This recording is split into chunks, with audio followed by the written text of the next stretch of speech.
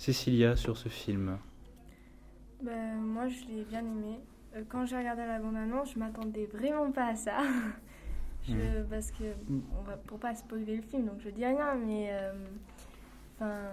Tu peux dire des passages, mais qui ne sont pas clés du scénario.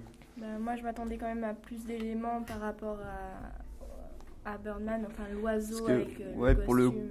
Pour le coup, dans la bande-annonce, on voit énormément le côté pouvoir en fait. Oui. On voit léviter, on le voit faire exploser des voitures et tout, mais alors que dans le film, c'est clairement pas ça. On voit vraiment la vie du spectacle, ce qui est un peu plus réel.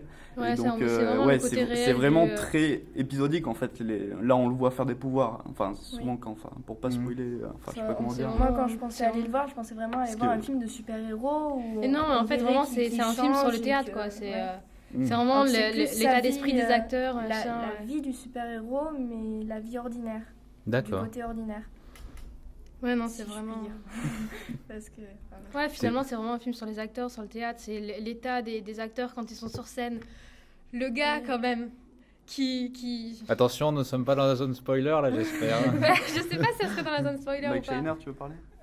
Oui. En fait, qui est en couple avec sa femme et qui apparemment a des gros problèmes au lit et qui, une fois qu'il est sur scène, comment dire, il a plus de problème du tout. Ça a plus de problème parce que cette sensation quand il est sur scène, ça... Voilà. Parce que du coup, pour replacer un peu le truc, c'est que au début, on voit que il a des acteurs qui jugeraient mauvais. Ouais. Et donc il y a un accident avec l'un d'eux, donc il peut plus jouer. Ouais. Et il va recruter un nouvel acteur qui est donc Mike Shiner dans le film. Et donc lui qui est beaucoup plus extraverti, beaucoup plus déluré. Voilà, déluré pour le coup. Il est acteur dans l'âme, quoi. Voilà, sur scène il peut tout faire, c'est ce qu'il dit. Ouais. Sur scène, il a plus peur de rien. Ouais. Voilà, c'est un peu ce personnage-là aussi qui va pas mal chambouler l'histoire. Qui est trop bien, c'est vrai. C'est bien donc c'est un film. En fait, c'est un film sur le théâtre, sur les coulisses du et puis même Naomi Watts, je sais pas comment elle s'appelle dans le film, mais qui pète sa crise, vraiment que tu as l'impression de voir une actrice, quoi. Ça fait 20 ans que j'essaye d'être à Broadway et elle te dit là, j'y suis.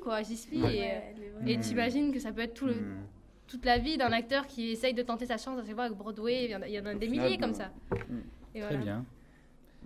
Alors, on va refaire un tour. Conseillez-vous ce film à vos camarades lycéens ? Pour le coup, s'ils s'attendent à voir dans la bande-annonce, après avoir vu la bande-annonce, à voir plein de pouvoirs, voir vraiment une vie de super-héros, tout ça, pas du tout en fait. Alors, on le précise, c'est pas un film de super-héros. Non, pas du tout. C'est pas un film de super-héros. C'est clairement... Enfin, j'ai pas spoilé, mais... c'est pas un film de super-héros. Mais du coup, on se rend compte que... Enfin, on voit vraiment une vie réelle, en fait, un peu plus réelle, ce qui peut se passer à Broadway. Et, à mon avis, il faut quand même s'intéresser au milieu pour pouvoir apprécier ce film. Donc, d'où, je pense, aussi l'intérêt de l'Académie des Oscars envers le truc, parce que c'est vraiment le milieu que... C'est influence le théâtre comme le cinéma. Il n'est pas fait pour en mettre plein la vue, il est fait pour avoir une vie dans ce milieu-là, voilà. Donc tu recommandes. Ouais, à ceux qui s'intéressent au sujet. Ouais. Donc le sujet du théâtre.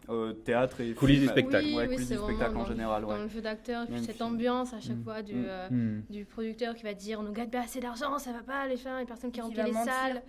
Ouais, c'est ça. Pour après essayer de... Comment justement un producteur, ou je sais pas ce qu'il est vraiment, gère ses acteurs, Alors ils disent dans le film qu'il est producteur mais aussi avocat de oui, donc c'est vraiment... il fait un peu multitâche. Ce monde donc, je suppose que Fanny et Cécilia le recommandent également.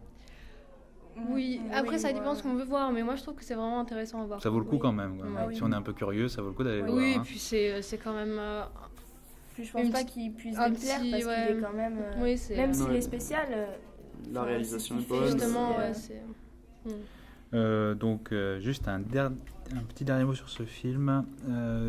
Performance de Keaton. Il est bon, pas bon. Enfin, après tout, ça peut être nuancé. Je l'ai pas trouvé formidable, mais il est bon. Julien Lepers, je le trouvais quand même assez bien. Oui, il est bon quand même. Parce que, il a bien donné le personnage. Oui, il a bien.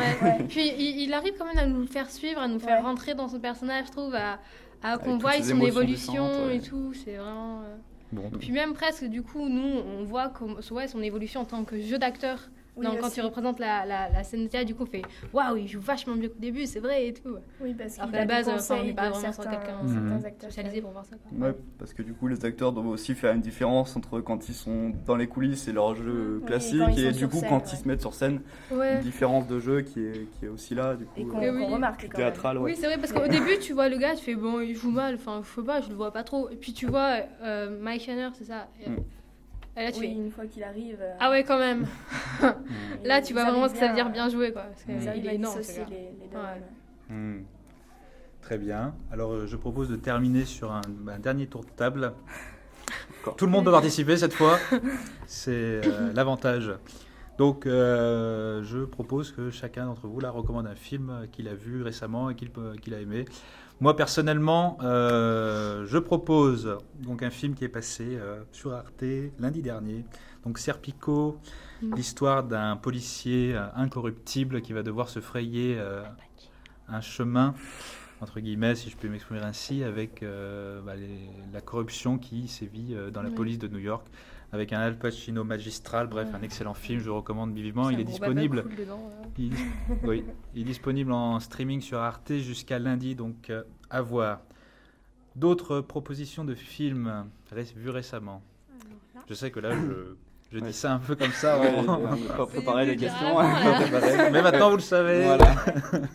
Donc, moi, pour ceux que j'ai vus récemment, le dernier vu que j'ai vu au cinéma avant celui-là, c'était Le Dernier Loup.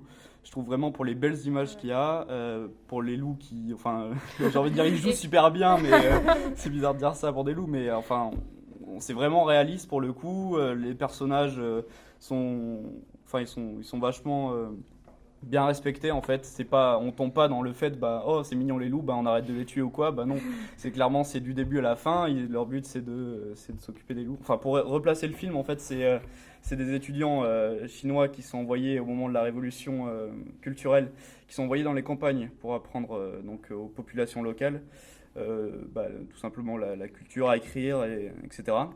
Et donc là, il va y avoir toute une relation avec les loups, parce que eux doivent la population autochtones, doivent se protéger des loups, et dans un sens c'est quand même des belles créatures, tout ça, et donc voilà, on a ce parallélisme là, le fait que les loups après commenceront à attaquer. Moi c'est un film qui m'en a mis plein la vue, et il va nous faire la critique de... c'est un film que j'ai apprécié, que je recommande à ceux qui veulent voir un film comme ça. C'est un peu vague, mais D'autres propositions de films. Là, je sais que je dis un peu ça de façon... Mais si vous en avez un, là, n'hésitez pas. Après tout, on en a un, là. Donc, on en a deux, Serpico et... Le Dernier Loup. Le Dernier Loup, voilà. J'allais dire Danse avec les loups, mais ça, c'est autre chose. Qui est au cinéma, je pense, encore. Il faut que les films soient sortis récemment, j'imagine. Ils sont passés récemment, peut-être. Pas forcément, non. Moi, Serpico, il est sorti. Non, c'est juste que vous avez vu récemment, qui sont disponibles. Alors là, c'est assez... On va dire qu'on termine là-dessus, c'est très bien. Donc, sauf dernière chance. Si, moi, un des derniers films que j'ai vu au cinéma, c'est American Sniper. Ah, oui, effectivement. Donc, moi aussi. Je crois qu'on est tous les trois avoir vu. Oui. Et qui... Déconseillé aux moins de 12 ans, on précise. On sait jamais qui nous écoute, on sait jamais. Il est pas mal.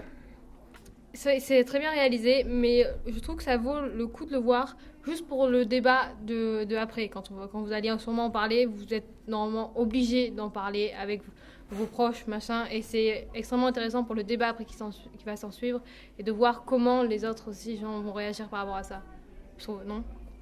Le fait, le point de vue sur l'armée, à quel moment, à quel point on peut tuer des gens. Oui, de voir aussi qu'est-ce que les gens pensent de ça aussi. La vision de l'Amérique que ça donne, etc. Exactement. Ça donne des bons débats intéressants. Des débats très intéressants. Très bien. Bien, je vous remercie tous. Je vous attends tous encore la semaine prochaine pour un nouvel enregistrement. Et cette fois... J'attends de tous les participants d'avoir vu le film. Monsieur. Oui, voilà.